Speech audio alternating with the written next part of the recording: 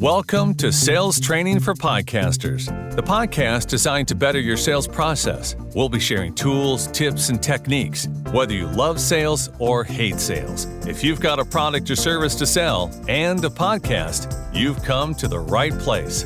Now, here's your hosts, podcast strategists, Doug Sandler and JJ Flizanes. Welcome to Sales Training for Podcasters. I'm JJ Flizanes.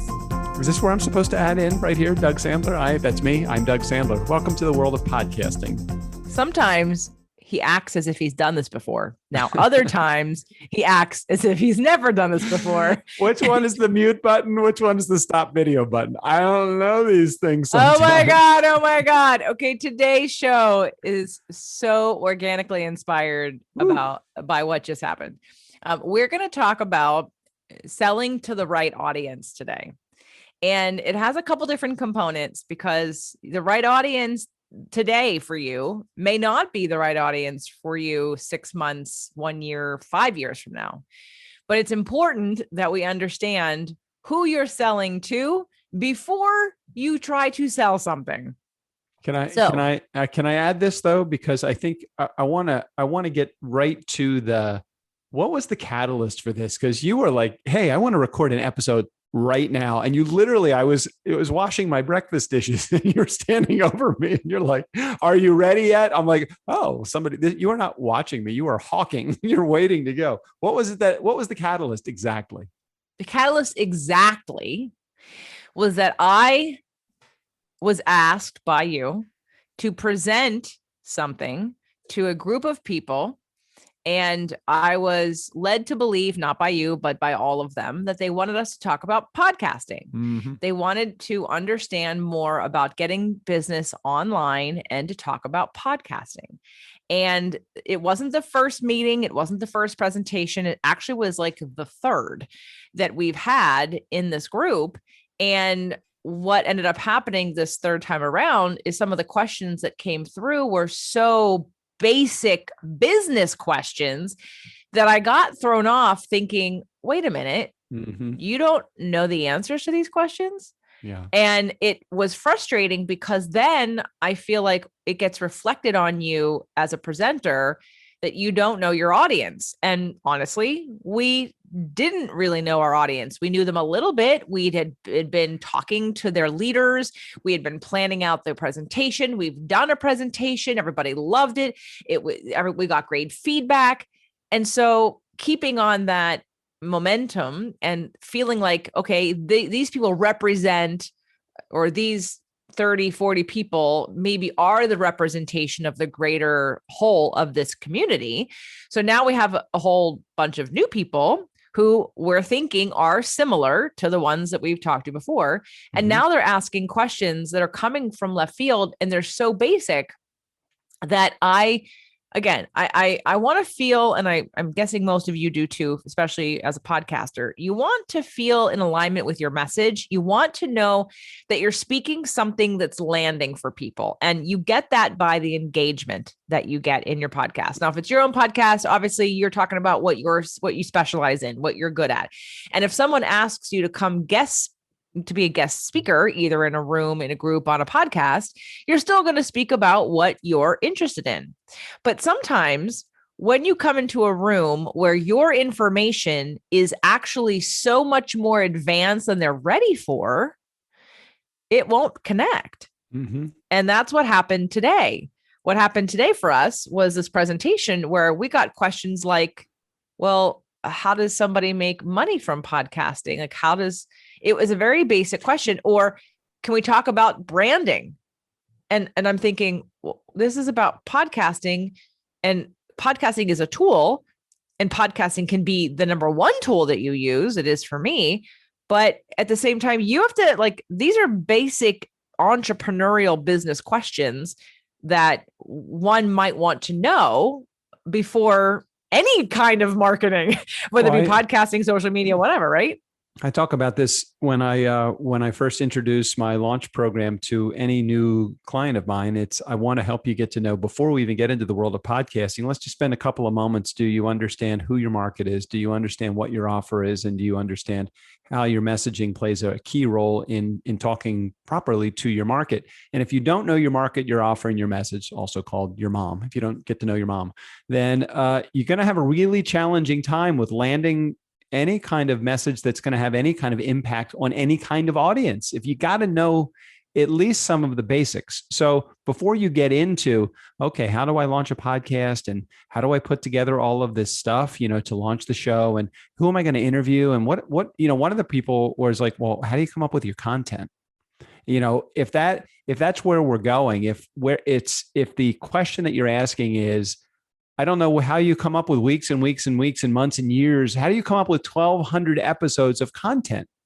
Well, when those are some of your questions, you've got to take a deeper dive into, okay, what's the goal of your podcast? And that was one of your answers, which you gave, which was really well said. And it wasn't derogatory at all. It was, well, what are your goals for your podcast? And I think we all have to examine what our goals are for our own podcast to be able to determine, okay, well, if your goal is making money and you're having all VIP guests on your show, you're never going to make any money from your show because you don't have a call to action. You don't have a specific strategy in place to make money. If you're looking to grow your community and you're doing all money making things, then the same thing would apply. You're not going to grow your community or become an influencer if money making is your sole focus.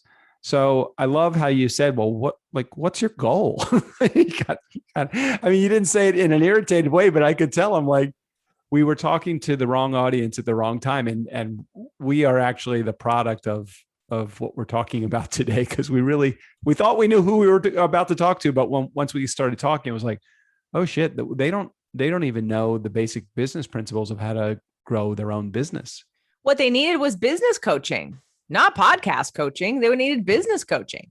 Yep. And in my estimate, because if we're talking about branding and how do you make money from a podcast, and again, I know that not everyone knows how to make money from a podcast, but it's the same way to think about, well, how do you make money from Instagram? How do you make money from YouTube? How do you make money from LinkedIn? How do you make money from Facebook? You have a funnel.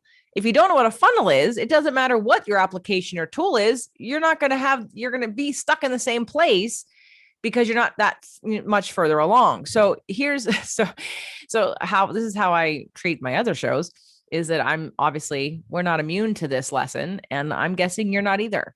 And how many times have you walked into a room or onto a podcast selling your services when the audience is not your audience? They are not ready or prepared for what you have to offer. It happens all the time. People will be a guest on someone's show and think, even if it's a big podcast with like a lot of downloads and a really engaged community, and you'll think, oh my God, this person has an amazing podcast. I'm going to get a lot of business. Here I go. But then you have to assess, are these the right customers for you? Are they ready? Do they want what you have to offer? And if they don't, you're talking to the wrong audience. Now, I didn't know we were talking to the wrong audience today until I was talking to them. I thought that we were coming in with a little bit of pre-qualification of them understanding that we were going to be more podcast specific. And if you're attending an event where you're learning about podcasting and you want to make money, again, there are different criteria and different levels of how well you do in business, how much you know about business. But it's been a real eye opener working with people who are very specialized in their skill sets, but have zero clue how to make a sale, how to build a funnel, how to have a call to action, what it takes to convert a client or someone who listens to a show into someone who becomes a client. And again, if you're not speaking to the right audience, it doesn't matter how well you talk. It doesn't matter how good your thing is. It doesn't matter how successful you are. They can't hear you. So where do we start with them? Them being the listeners, our community, those that are listening to Sales Training for Podcasters, Turnkey Podcast, or wherever you're listening to this particular episode. How do we help them to avoid this pitfall of going so far down the rabbit hole, you don't know how to climb out of it? Well, that would start with how we pre-qualify the request and asking more questions versus just saying yes. Doug Sandler. So when someone asks you to present and you think, oh my God, this is a great opportunity, or, hey, I don't know what's going to happen, but I'm happy to do it. I think that we all have to respect our time a little bit more by asking more questions. I have had to come up with recently, maybe 6 months ago, I had a conversation with someone who was a referral from a fellow podcaster and friend who said to me, oh, you two are a lot alike. And I keep thinking about both of you when I talk to one of you. And so here I am, I'm just connecting you. And only because he was a friend did I say, okay, fine, I'll have a conversation with this person. And I get on a 30-minute call, which led to nowhere. There was no direction. We had no idea who wanted what from each other because there was no direction. And I was so mad about it because I'm mad, meaning I knew that it was my responsibility to ask the questions, to ask the person who referred me, hey, why did you refer me to them? And what did you think would happen? And did you tell them that they would get something from me, or I would give something to them, or they would give something to me? Like, can you please clarify what the connection's about? Like, what were your thoughts? I didn't do that. And I was mad at myself for not doing that. However, the beauty, in contrast, is what it teaches you on how to do it differently. So what this did for me was finally get me to the place where, and I'm sure I'm not alone, even if you're not making a lot of money and you're not super busy, do you really want to spend 30 minutes or an hour talking to someone where it goes nowhere? Or would you rather be outside playing in your yard or building something or napping or reading a good book or creating another episode? Well, I'm the person who wants to do all the other things, not waste my time. So I said to my assistant, you're now going to be my gatekeeper. I'm going to give you, all the hoops that we've had to jump through for all the famous people on my show. We're going to collect those questions. We're going to formulate our own. And from now on, I am Oprah. Nobody gets through the door until they jump through 20 hoops. And we know for sure that this is an opportunity that's either going to go somewhere or it's something that feels so in alignment that I don't even care, because all the signs are pointing to, yes, this is great. This is a great conversation. It doesn't have to go anywhere if it's in alignment. So I think we have to become more respectful and have better boundaries about our time and how we present ourselves into the world. Let me present this just a hair differently to the world that is probably more aligned to me than to you. And I'm not saying that in any kind of negative way. The world that's aligned from my perspective with the way that I tend to do things puts me in front of potential opportunity by opening up my schedule to those people that are maybe. I'm not 100% sure if there is something here. I'm not 100% sure if this is just a get to know you meeting. I just want to say this. There are still pre-qualification process. There's still a pre-qualification process that you should put in place. Don't just open your schedule to anybody that wants to pick your brain. Don't just open your schedule to someone because someone thinks that they are a good potential partner of yours for you to say, okay, well, then I definitely want to have that meeting. What you'll discover is if you do that too often, you will run, like many of our clients have done this, have come to us. And if you're one of our clients, I'm sorry if I'm referring to you specifically, but this is just the nature of kind of maybe where many of you do things. It's like, I'm just going to be busy as hell until my schedule is completely filled. And I think when you proceed that way, what you're going to have is you're going to have 40 hours of the week that you're going to fill with shit meetings, and you thinking, God, I'm spinning my wheels so hard. Why am I not getting anywhere? It's because you're spinning your wheels. You haven't pre-qualified anything. You haven't pre-qualified someone before they get a pick your brain session. You haven't pre-qualified somebody before they get a networking meeting. You haven't pre-qualified somebody before they get into the, hey, let me tell you the opportunity that I have. If you're just out there looking for opportunity, I can relate. I am that guy too. I want to look for opportunity, and hopefully under some, not in a negative way, but under some rock or around some corner or around the turn, there is going to be that exact person that's going to have that business that I can't wait to get involved in. And yes, there are going to be times where you hear yourself, and I hear myself say this all the time, I don't know where the money is in this, but I know there's got to be opportunity here because I really like you. And that's great, but that's only great if you set aside maybe a small sliver of your time to allow for those kind of meetings.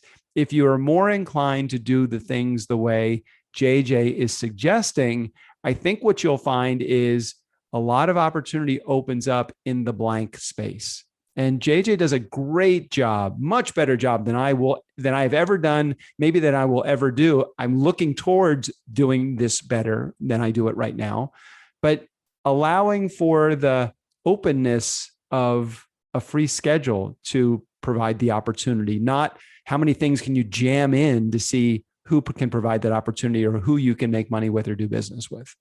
Well, it's no mistake. I teach law of attraction, and part of attraction isn't hunting. It's allowing, and it's being inspired, and it's being creative, and it's allowing things to unfold and getting yourself into a space energetically that you can receive it. And when you do that, magic happens, as you know, and it applies to business also. And I think that for me, when I blindly say yes to all kinds of shit I shouldn't say yes to because I didn't do my homework, I end up being frustrated that I didn't have a better use of my time. Because I don't need to do anybody any favors right now, that especially some of the people that we've done favors for, that there's other ways to show appreciation for friendships, for referrals, and for and acknowledging people and figuring out what the right offer is. And when you're sort of blindly just sharing your offer to everyone everywhere, and then you get frustrated that no one's buying it, it's because you don't know who you're talking to. Mm-hmm. And so many podcasters do this on their show. They don't ask their people what they want. So I'm a big proponent of you sharing what you do on your show, talk about your expertise, teach your audience, talk with your guests about all the things that are in your wheelhouse. But at the same time, we have to ask who's listening. What do they want? Not just assume. I am the queen of making products for people who don't want them, because I had a great idea, because in my expert opinion, you need this. Yeah. Oh my God, you totally need this. This is exactly what you need. Let me make it for you. Let me spend the money and the time making it. And then here I'm going to offer it to you. And then you're not going to buy it. Why? Because you don't want it. You may need it, but you don't want it. So until we ask, what is it that you want? It's a very simple question. What is it that you're looking for? What do you want?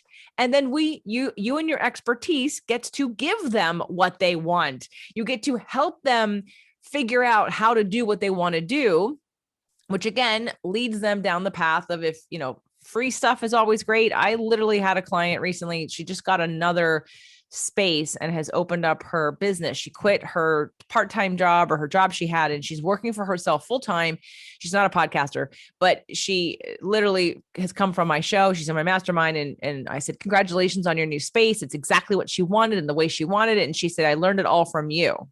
Now, she's only been in my mastermind for 6 months, but she's been listening to my show for several years. And it's the free stuff that I teach that's made the impact, which makes it easier for them to then turn around and spend higher dollars when they're ready, because they know, like, and trust you and know you're there for them. And so, when you look at your sales success, when you look at your conversion success, when you look at your engagement success, are you having the right conversations with the right people? And if you're not, how do we change that?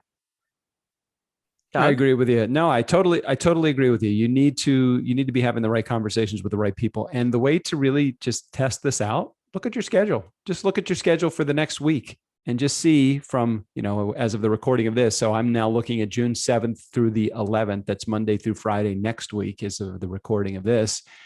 And I'm looking at my schedule, and I'm looking at some high value meetings that I'm about to have. I'm looking at some pick your brain meetings that I probably could have done without. I'm looking at a pretty wide mix of who is coming onto my schedule. And if you're looking at those things and you're like, why the hell did I make that meeting? Or why did I make that appointment? Or this is a good business development meeting, or this week is really good for, nothing gets done until somebody sells something. So it's like, all right, well, look at this and see, okay, how many of these things are money-making opportunities? Did you put any time on your schedule for, guess what? Did you put any you time? Did you put your exercise time? Did you put your rest time? Did you put this is the time that I'm actually stopping work that day because I need to recharge my batteries? And if those are the things that are, those are the things that are essential for you as well, almost as essential as those money-making opportunities are. Where is the blank space on your schedule to allow for some you time as well? So just look at your schedule next week and figure it out. Is this something that should have been booked, or is this something that you're like regretting? Why the hell did I book that meeting? So let's talk about, I love that you just mentioned that. And I love that you're honest enough to look at your schedule and realize there's probably a whole bunch of time you don't need to be spending with random people that you have no idea whether or not they're even pre-qualified. Doug, I would recommend that you listen to the podcast episode. I believe it was Sales Training for Podcasters, episode 11 with Melanie Benson. We went through the pre-qualifications to save you a lot of time and to start asking different questions and more questions. So we cannot spend an hour making a presentation, turn around and give it to the wrong audience, and then wonder what happened. Because here's the thing, guys, even if you know what you're talking about, if your audience isn't listening, they're not at the level to receive what you're giving, they're going to think what you did was confusing. They're going to think you weren't necessarily great at what you do because they're not in a place to receive it. So forget the fact whether you make a sale or not. They're going to turn around and say, well, this session wasn't really helpful for me because I didn't really understand it. I'm not ready for that information yet. And now all of a sudden there's this disconnect where there doesn't have to be, because we didn't pre-qualify going in who we're talking to and what they need. So we knew what to present. I just want to address also that there comes a point in which when you're doing your business and you're growing, especially those of you that are recognize that growing your business also means growing yourself. When you grow yourself and you grow your business changes.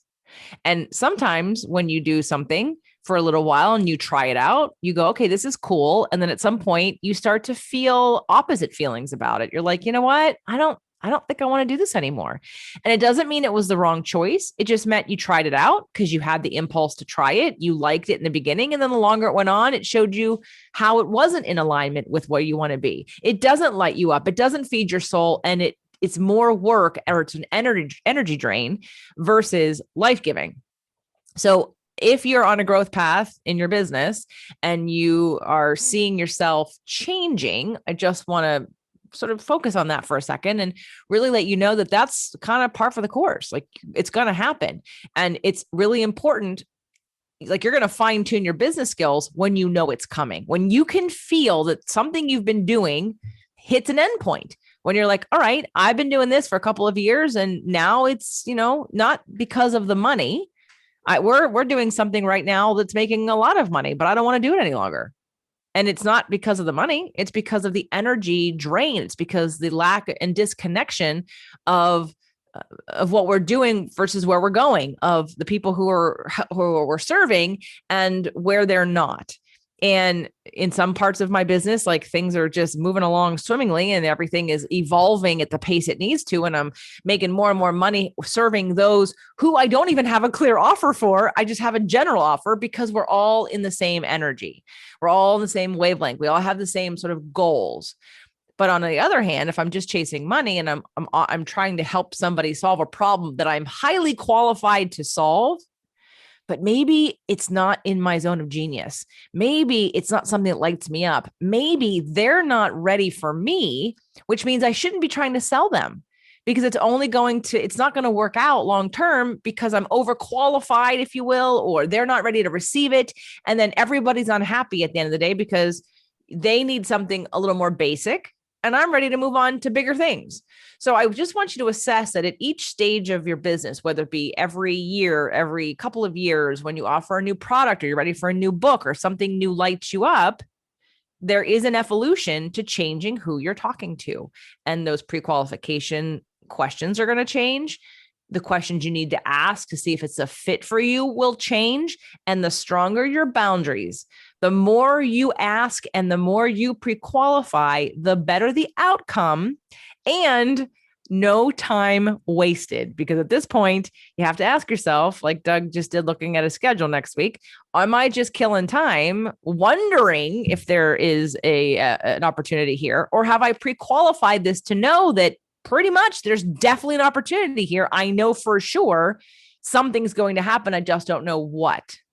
And I think that's a distinction to make. I think about the the DJ business that I had run for 30 years prior to becoming a speaker and an author and now a podcaster, podcast producer. I think about the 400 phone calls that we got for the 46 available Saturdays, because as a DJ, that was the day that many people wanted you to come out to run their event.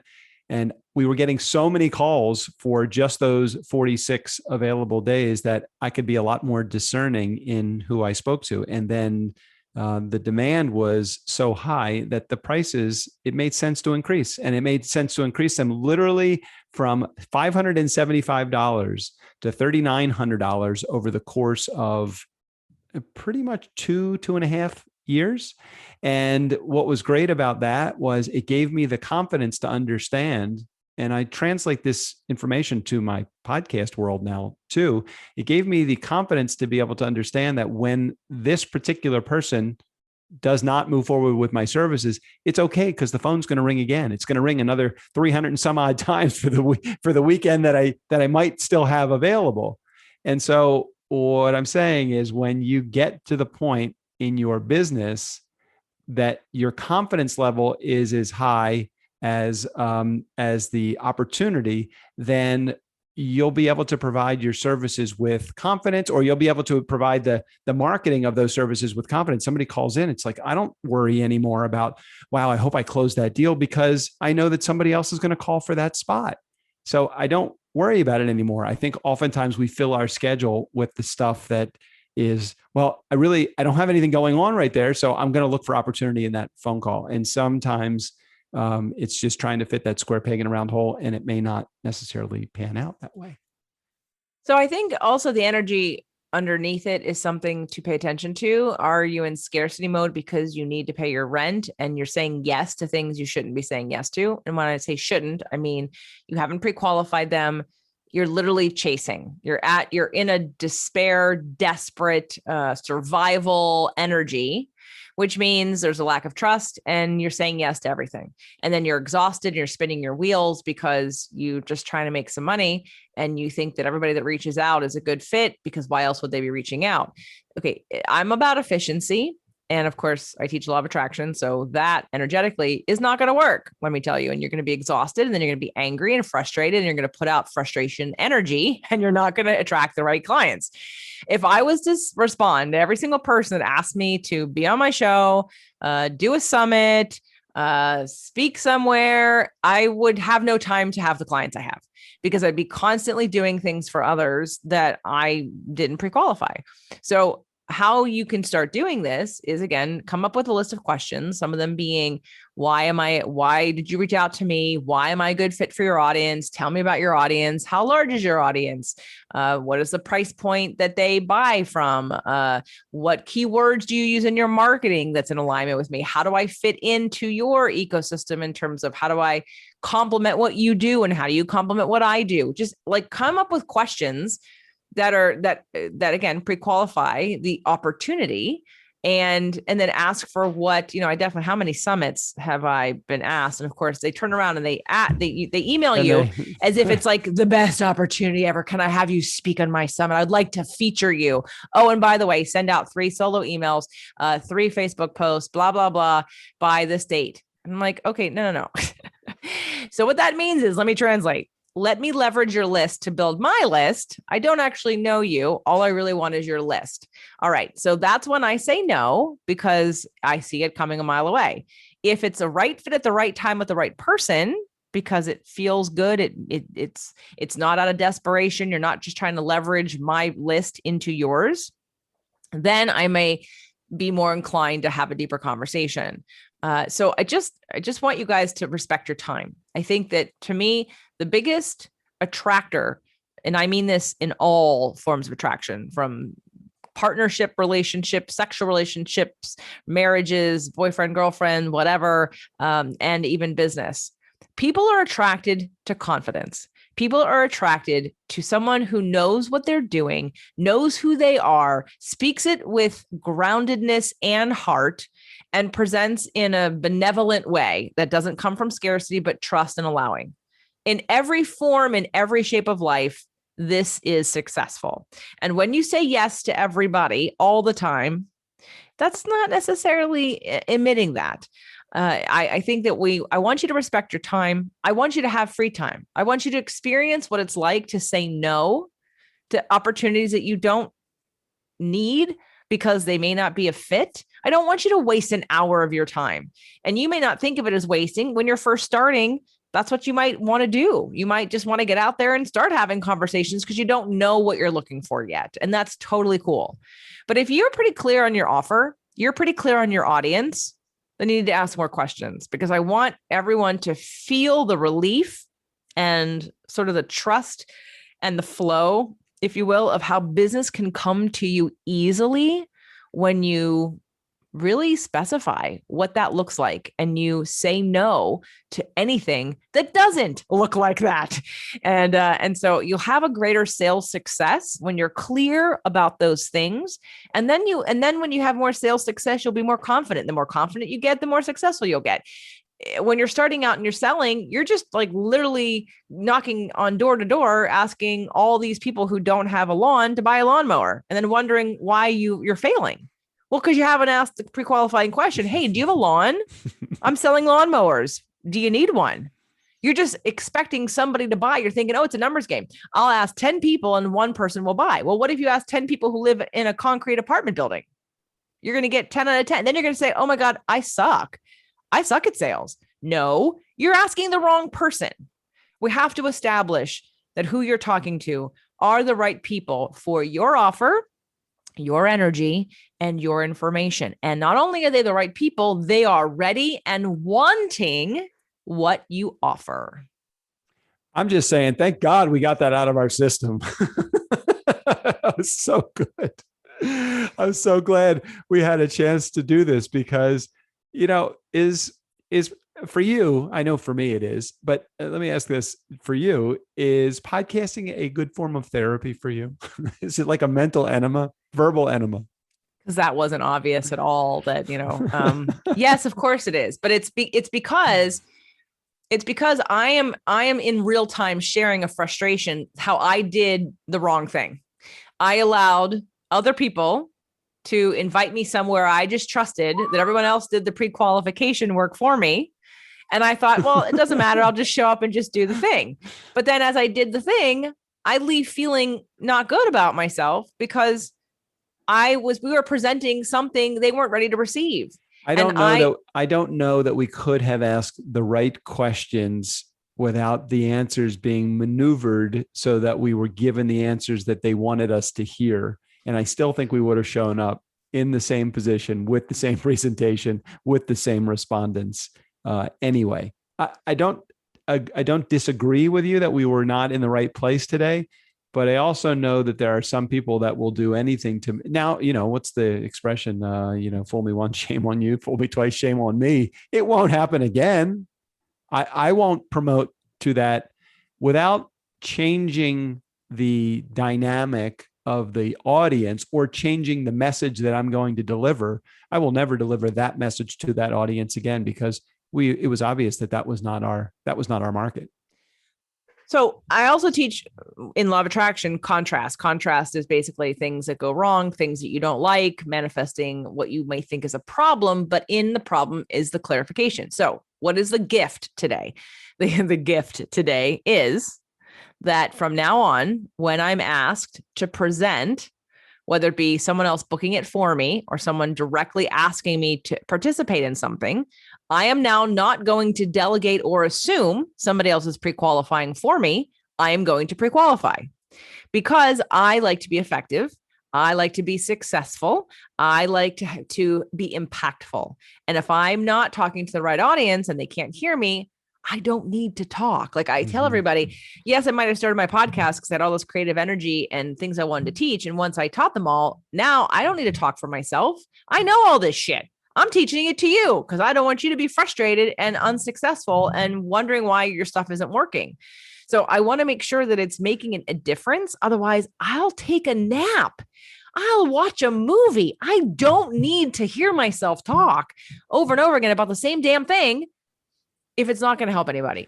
So, the clear indicator that it was not a successful presentation. I'm just realizing this now also. we had two things that we offered. We had a paid something, and we had a freebie. We did not even have anybody take advantage of the freebie that we gave away. That shows you that look, we've presented this message many, many, many times, and we know that the freebie that we have is a high value freebie. It's a video mini course, and it definitely has value. However, nobody in that group even took advantage of the freebie. Now, they haven't yet, but I'm not saying that they would have yet, but it was a few hours ago, and usually people take immediate action on the freebie stuff. Right. Because they weren't prepared. They weren't ready. And there were 20 million questions and understanding and education that they needed. Now, again, sometimes you're not going to know this. We work with clients, and it's through the process of working with a client one-on-one that you start to uncover what they don't know. People can assume, sometimes we might assume that when you come to a certain group, that there's a certain amount of information, education somebody already has under their belt to move on to this particular subject matter. But the problem is that you shouldn't assume that. And I think I'm frustrated because I made a lot of assumptions. But the great news, the gift in all of this is understanding now about this particular audience and this particular, let's say, demographic. Now I understand more clearly what they don't know. I almost wish we could have a do-over, because the presentation would be completely different, because they really have no understanding about business at all. Well, but they did not come, to our defense, they did not come to us with can you teach us some business 101? Can you give us some business coaching? They came to us as a podcast pro and said, hey, teach me about podcasting. Maybe what we should have said was not, how do you market your whatever business to the world? Maybe it's, hey, what's the relevance of podcasting to us? Why would it even be relevant to us? Not how do you market your business? How do you market that business in this environment? It was way, way above their head for where they are right now. It's like teaching somebody how to monetize a podcast, and they don't even have a podcast yet. You need to take step one before you get to step two. Well, it's like when we had our corporate client a couple of years ago, right? We taught some pretty basic things that we thought were basic, and they were like a deers in headlights. And we were like, whoa, they don't even know this stuff. Yeah, we had to back up. We had to backtrack and reformulate the whole thing for 6 months because we had no idea. But you know what? Neither did the people who hired us. Right. Nobody knew. Right. It was a discovery process. And again, that's part of business, is a discovery process. You're going to start your show. You're going to make offers as a discovery process. And even though when it doesn't work, it will give you information. However, what I'm trying to impress upon you now is don't assume, just like the example of trying to sell a lawnmower to 10 houses without a lawn, don't assume you suck at it. Don't assume it's wrong or the wrong offer if you don't know who you're talking to. We have to pre-qualify to know that this audience wants what I have. They understand, they're ready to receive it. And now if the offer doesn't work, now we have a problem. But it should be an easy, like when you do the pre-qualification and this becomes like, life becomes easier when you understand who listens to your show and you know how to talk to them because you know who's listening. Mm-hmm. You don't have to sell. You're just making an offer. You're making an invitation. People are ready for you, but you have to know that. And that's where I think a lot of disconnect comes in. It came in for us today. But again, like I said, in our defense, this was the third conversation or presentation, and it was the worst one, but it was the least aligned one. The first two were much more successful and in alignment and felt like the right information at the right time for the right people. This was like the twilight zone. And I wish we would have asked different questions in the beginning. I wish that I could have uncovered quickly, because it would have just changed everything, because it wasn't what they needed. And I get frustrated because it makes us look bad. And I don't care really what they think of us, meaning like in general. I like to, if I'm going to spend an hour of my time teaching somebody something, I want to know you actually care and you get it. And that it made a difference and that you left with something. And I don't feel like they left with anything except maybe a little bit more of an understanding about the power of podcasting. But there was a lot of, what's interesting about that is I hear you, but there was a lot of positive, like, I could see some smiles and some head nodding as we were doing it. It wasn't head nodding, people falling asleep. It was when I talked a little bit about our guest to client strategy, and when you talked about creating your own economy, which are our specialties, mine, and yours, we did get a lot of positive remarks. The challenge was converting the positive remarks into, I can see that working for me, and I can see that being put into play for my business. That was where we had the disconnect. They're like, oh, sure, this will work for you, but I have no fucking clue how to do what you just told me to do. So I'm going to la this thing and not even get started because you can't teach a 401 class to a 101 audience. You're going to disconnect. They may love what you have to say, but they will never understand how to do it, which is totally unrelatable, which you're not building any factor that will get them a step closer to you and buy what you got. So let's conclude today's podcast episode by, when this comes to podcasting, obviously you don't know who's listening, which is why you have to focus on engagement. You got to focus on getting the people who are listening to you, those downloads, who are people.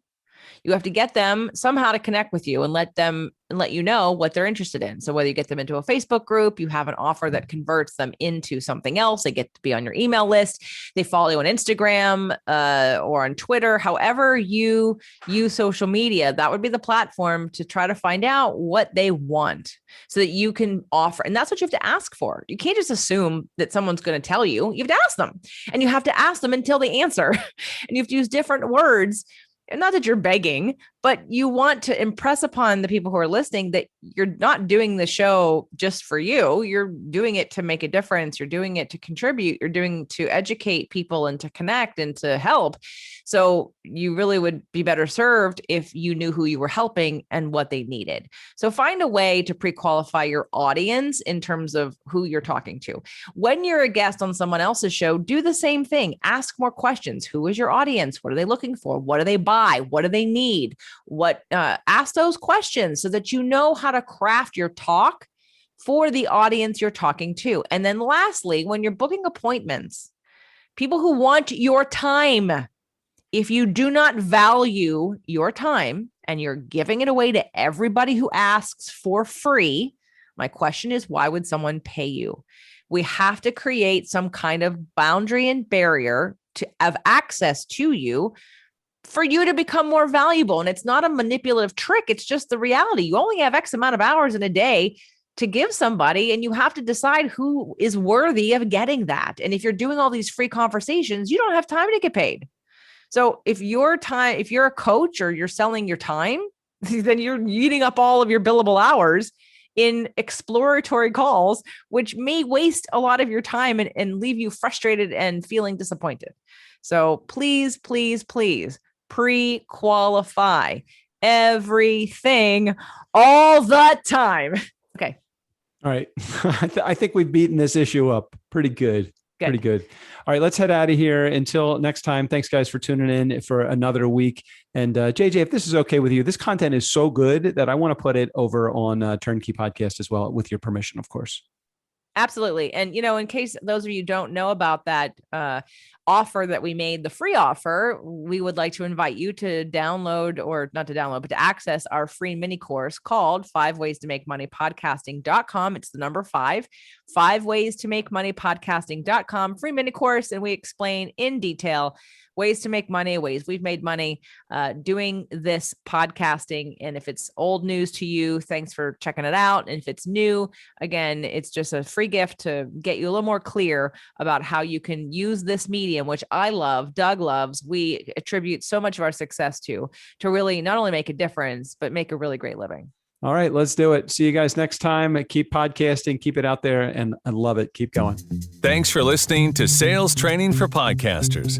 To get additional information and to access more amazing content that will boost your sales game, visit salestrainingforpodcasters.com. Hey, do us a favor. Rate and review our show on Apple Podcasts or wherever you get your podcasts. Again, thanks for listening.